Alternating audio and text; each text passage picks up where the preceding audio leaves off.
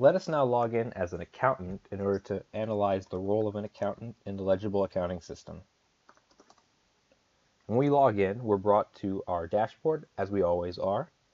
But if you look on the left-hand side, you'll notice our modules are different because we are now logged in as a different user type.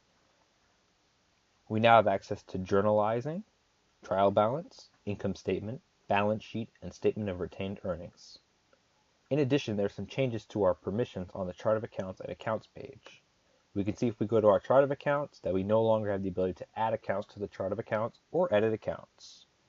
If we go to the Accounts page, we'll see that we cannot add accounts or edit accounts, but we can still view the list of accounts, we can still search, and we can still do things such as accessing the account ledger.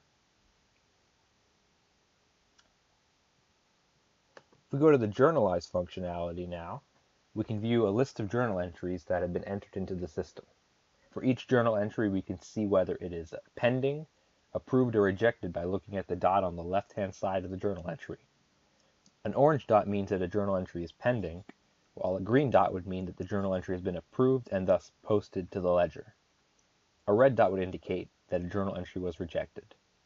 We can see whether entries are adjusting entries or regular entries.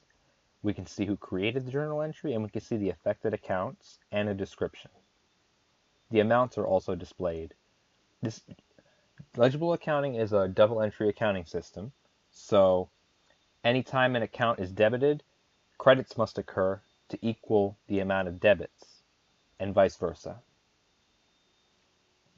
In the Journalize view, we can also filter the journal entries displayed by a date range, by whether they're approved, need approval, or are rejected, and we can also search journal entries.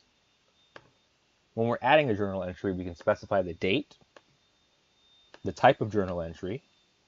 As an accountant, we can create regular and adjusting entries, but a manager also has the ability to create reversing entries and closing entries. We can specify a description. We can choose one or more files to upload as records of the transaction, and we can specify the affected accounts. In order to create a journal entry, the debits and credits must balance. If the debits and credits don't balance, we will not be able to submit, and an error message will be displayed. Once they are balanced, we will be able to submit our journal entry.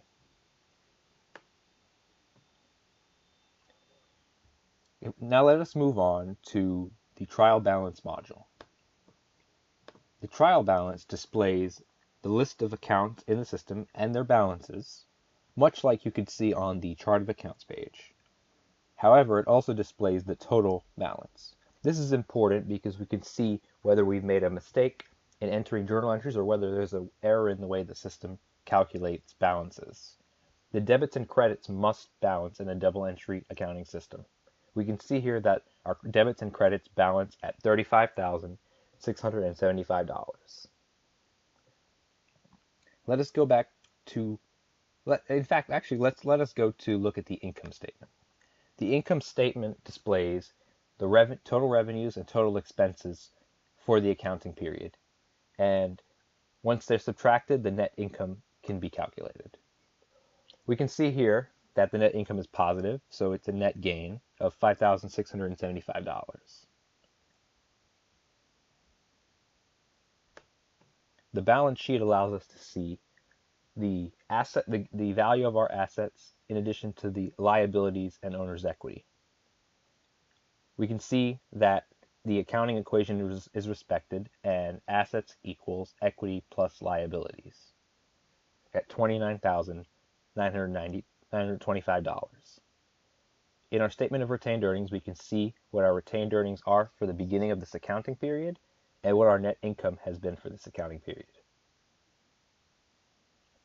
Note that in all four financial statements, non-zero accounts are not displayed in the financial statement.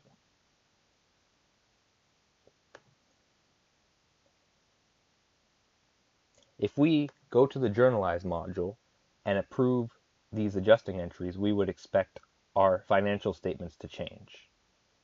Let us log in as a manager now in order to perform this task.